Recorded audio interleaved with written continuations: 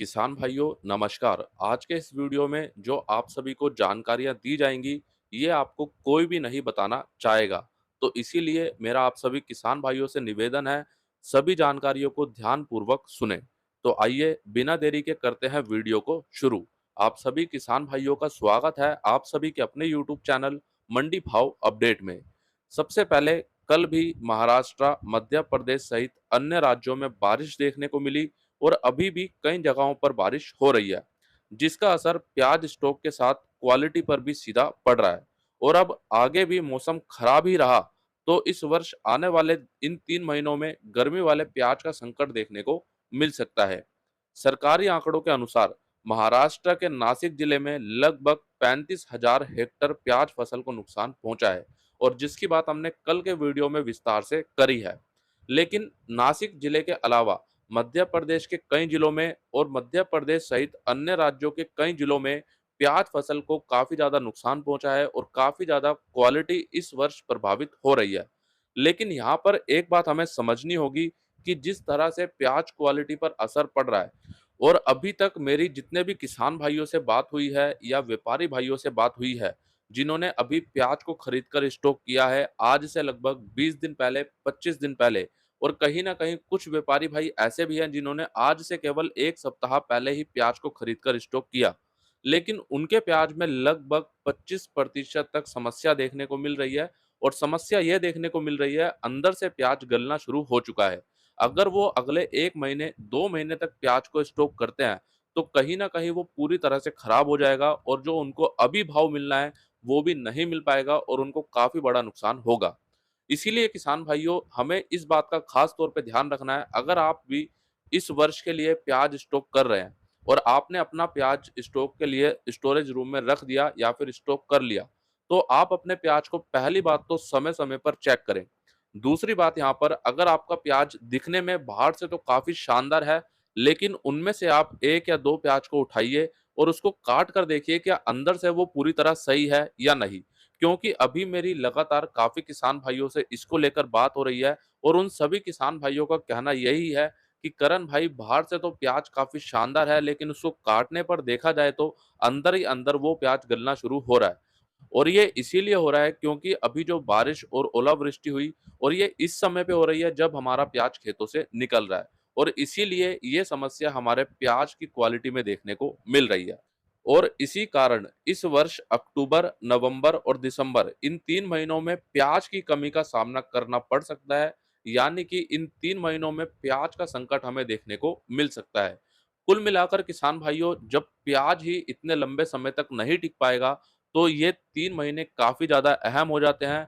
ये केवल किसान भाइयों, जो अभी सरकारी आंकड़े जारी किए गए हैं और जिस तरह से मौसम बना हुआ है, जिस तरह से नुकसान हो रहा है, और जिस तरह से प्याज की शेल्फ लाइफ, यानी कि प्याज स्टोर जो हम करते हैं उसकी जो लाइफ है वो कम होती जा रही है, इसको देखते हुए आपको ये जानकारी दी गई है। बाकी हाँ, इस जानकारी में कुछ भी परिवर्तन होता है या कोई भी आगे परिवर्तन होते हैं, वो आपको समय समय पर बताए जाएंगे। उसके लिए आप सभी किसान भाई आज ही आपके अपने मंडी भाव अपडेट यूट्यूब चैनल को सब्सक्राइब करें। सब्सक्राइब करने के बाद बेल आइकन को दबाएं, और बेल आइकन को दबाने के बाद ऑल पे क्लिक जरूर करें। तो चलिए अब बात करते हैं। महाराष्ट्र के कृषि विभाग के अनुसार जलवायु संकट के कारण महाराष्ट्र में 5 वर्षों में लगभग 3.6 करोड़ हेक्टेयर फसल को नुकसान पहुंचा है। आइए इसे थोड़ा और विस्तार से जान लेते हैं। महाराष्ट्र के कृषि विभाग के अनुसार जलवायु संकट के प्रभाव के कारण पिछले 5 वर्षों में महाराष्ट्र राज्य में 3.6 करोड़ हेक्टेयर फसल को नुकसान हुआ है। सितंबर 2022 से मार्च 2023 तक लगभग 46 हेक्टेयर में फसल सर्वे प्रक्रिया पूरी हो चुकी है, जिसमें फसल को लगभग 7,000 करोड़ रुपए से अधिक नुकसान होने का अनुमान लगाया गया है। ये नुकसान चक्रवाती तूफान, बाढ़, सूखा, बेमौसम बारिश, बादल फटने और अनिश्चित जलवायु के कारण हुआ है। महाराष्ट्र कृषि विभाग के द्वारा साझा किए गए कुछ आंकड़ों के अनुसार वर्ष 2022-2023 में 4 अलग-अलग जलवायु संकट के कारण महाराष्ट्र के 105 जिलों में लगभग 68.56 लाख हेक्टेयर फसल को नुकसान हुआ है। इसके अलावा पिछले 4 से 5 वर्षों के आंकड़े देखे जाएं तो वर्ष 2018-2019 में 7 अलग-अलग जलवायु संकट के कारण महाराष्ट्र के 82 जिलों में लगभग 88.42 लाख हेक्टेयर फसल को नुकसान पहुंचा है। वहीं वर्ष 2019-2020 में 8 अलग-अलग जलवायु के कारण महाराष्ट्र के 117 जिलों में लगभग 101.54 लाख हेक्टेयर फसल को नुकसान हुआ है। वर्ष 2020-2021 में जलवायु संकट के कारण 48.09 लाख हेक्टेयर फसल को नुकसान पहुंचा और वहीं वर्ष 2021 और 2022 में जलवायु संकट के कारण 63.33 लाख हेक्टेयर फसल को नुकसान हुआ है। इसमें खास बात यह रही कि विशेष रूप से हमारे छोटे और सीमांत किसान भाइयों को बार बार नुकसान हुआ है, जो देश में किसान भाइयों की कुल संख्या का लगभग 85% से अधिक है। और आज भी हमारे छोटे और सीमांत किसान भाई अधिक से अधिक आर्थिक संकट से जूझ रहे हैं। तो कुल मिलाकर ये जो आंकड़े हैं, ये सरकारी आंकड़े आप सभी के समक्ष रखे गए हैं। काफी किसान भाइयों के कमेंट आते हैं, क्यों आप किसान भाइयों को झूठे आंकड़े बता रहे हैं, क्यों झूठी जानकारी दे रहे हैं। मंडी भाव अपडेट का हमेशा से एक उद्देश्य रहा है और आगे भी रहेगा कि हमारे किसान भाइयों को छोटी से छोटी और बड़ी से बड़ी सभी सटीक जानकारी दी जाए और जितनी ज्यादा कोशिश होगी किसान भाइयों, उतनी ज्यादा आपको जानकारी दी जाएगी जिस तरह से दी जाती है। बुरा लगता है भाई, आप लोग भी जानते हो यार, दिल से लगता है भाई। एक वीडियो को बनाने में लगभग 5 से 6 घंटे का समय लगता है, जो आप रोजाना 10 से 12 मिनट का वीडियो देखते हैं। तो इसीलिए आप सभी किसान भाइयों से हाथ जोड़कर निवेदन है, वीडियो को आप ज्यादा से ज्यादा शेयर कीजिए ताकि हमारे सभी किसान भाई जागरूक हो सके और एक सही कदम ले सके। बाकी किसान भाइयों, आप प्याज को रोकने का या फिर बेचने का जो भी निर्णय लेना चाहते हैं, वो आप बाजार को देखते हुए ही लें ताकि आपको किसी प्रकार का नुकसान ना हो। अब आप सभी किसान भाइयों के लिए एक महत्वपूर्ण सूचना। इस सोमवार 1 मई 2023 को मजदूर दिवस होने के कारण इंदौर मंडी का पूर्ण रूप से अवकाश रहेगा। तो इस सूचना को हमारे सभी किसान भाइयों तक पहुंचाएं ताकि हमारे सभी किसान भाई असुविधा से बचें। और अब बात करें, हाल ही में मध्य प्रदेश के भोपाल मंत्रालय में एक कैबिनेट बैठक हुई, जिस बैठक में मध्य प्रदेश के मुख्यमंत्री श्री शिवराज सिंह चौहान जी भी शामिल रहे। वैसे तो इस बैठक में कई अहम निर्णय लिए गए, लेकिन एक बड़ा निर्णय ये लिया गया कि बारिश के कारण फसल में होने वाले नुकसान पर जो मुआवजा दिया जाता है उसे बढ़ा दिया गया है, जो कि अब कुछ इस प्रकार रहेगा।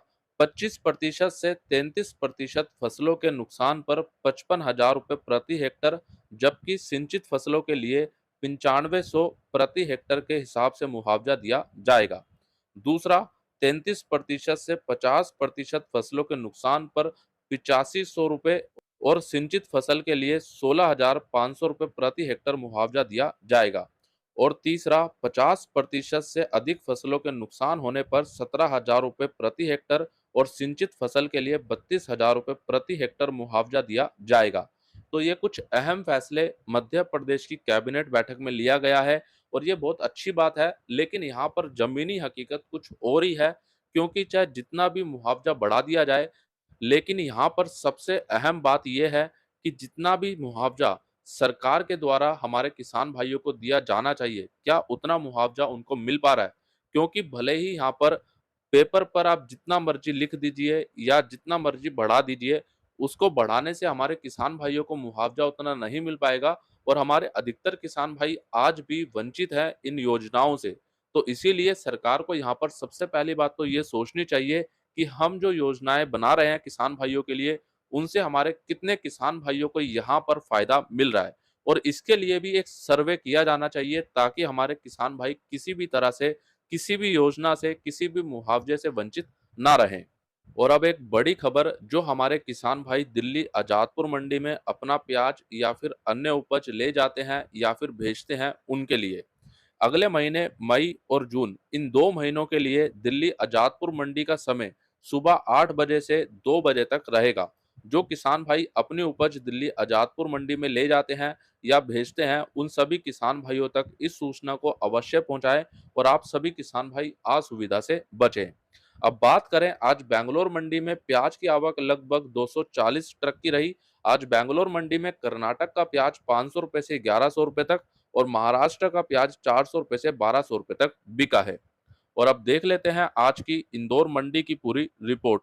और सबसे पहले बात कर लेते हैं नए देसी लहसुन की। आज 1-2 लोट ऊपर में 7700 रुपए से 8000 रुपए तक बिके। एक्स्ट्रा सुपर लहसुन 6500 रुपए से 7500 रुपए, सुपर लहसुन 5500 रुपए से 6500 रुपए, एवरेज लहसुन 4000 रुपए से 5500 रुपए, मीडियम लहसुन 2000 रुपए से 3500 रुपए और बारीक लहसुन 1000 रुपए से 2000 रुपए तक बिका है। आज नए देसी लहसुन भाव में तेजी जारी है। जो कल तेजी बनी हुई थी, आज भी वही तेजी यहाँ पे देखने को मिल रही है। वहीं बात करें नए ऊँटी लहसुन की, तो नया ऊँटी लहसुन आज इंदौर मंडी में 8500 रुपए तक बिका और नए ऊँटी लहसुन में भी बम्पर तेजी देखने को मिली है। आज नए देसी लहसुन और नए ऊँटी लहसुन की कुल मिलाकर आवक रही लगभग 10,000 से 12,000 कट्टों के बीच में, और जो कि काफ़ी अच्छी बात है, क्योंकि लहसुन की आवकें जिस तरह से स्थिर हो चुकी हैं, कम हो चुकी हैं, उसके बाद लहसुन के भाव में रोज़ाना काफ़ी अच्छा सुधार देखने को मिल रहा है। अगर किसान भाइयों आपने भी अभी अपने लहसुन को नहीं बेचा है और लहसुन को बेचकर अपनी लागत नहीं निकाली है, तो बिल्कुल आप इस भाव पर अपने कुछ लहसुन को तो ज़रूर बेचिएगा, ताकि आपकी लहसुन की लागत यहाँ से निकल सके। बाकी आप कमेंट बॉक्स में ज़रूर बताइए, क्या आपने इस वर्ष अपने लहसुन को पूरा बेच दिया या नहीं, और कितना प्रतिशत बेचा है और कितना प्रतिशत रोका है। वहीं बात करें नए नासिक प्याज की, तो सुपर प्याज बिका 800 रुपए से 1000 रुपए, एवरेज प्याज 600 रुपए से 800 रुपए, गोल्टा प्याज 400 रुपए से 600 रुपए, गोल्टी प्याज 200 रुपए से 400 रुपए और छाटन प्याज 100 रुपए से 400 रुपए तक। आज नए प्याज की यानी नासिक लाल प्याज की आवक रही लगभग 20,000 कट्टों की, जो कल के मुकाबले और पिछले 3-4 दिनों के मुकाबले लगभग सामान्य है, और आज नासिक लाल प्याज में भी भाव लगभग सामान्य देखने को मिले हैं। और अब बात कर लेते हैं नए आलू की। नया एलर आलू बिका 600 रुपए से 1400 रुपए, चिप्सोना आलू 600 रुपए से 1400 रुपए, राशन आलू 600 रुपए से 1000 रुपए, ज्योति आलू 700 रुपए से 1400 रुपए और गुल्ला माल 400 रुपए से 800 रुपए। आज नए आलू की आवक रही लगभग 15,000 कट्टों की, जो कल के मुकाबले लगभग सामान्य है, और आज नए आलू में भी भाव कल के मुकाबले लगभग सामान्य देखने को मिले हैं। आज इंदौर मंडी में अधिकतर आलू 1300 रुपए, 1350 रुपए तक बिका है। बाकी कुछ अच्छा आलू जो इंदौर मंडी में आ रहा है, वो 1400 रुपए तक भी देखने को मिला है। किसान भाइयों, आज के इस वीडियो में दी गई सभी महत्वपूर्ण जानकारियां और जो रोजाना आपको वीडियो के माध्यम से जानकारियां दी जाती हैं, वो आप सभी के लिए कितनी ज़्यादा लाभकारी होती हैं, कमेंट बॉक्स में ज़्यादा से ज़्यादा ज़रूर बताइए। वीडियो में दी गई जानकारी और ये पूरा वीडियो आपको पसंद आया, एक लाइक करें। हमारे सभी किसान भाइयों के साथ वीडियो को ज़्यादा से ज़्यादा शेयर करें। तो मिलते हैं किसान भाइयों आपसे एक अगली और नई वीडियो में। जय जवान, जय किसान।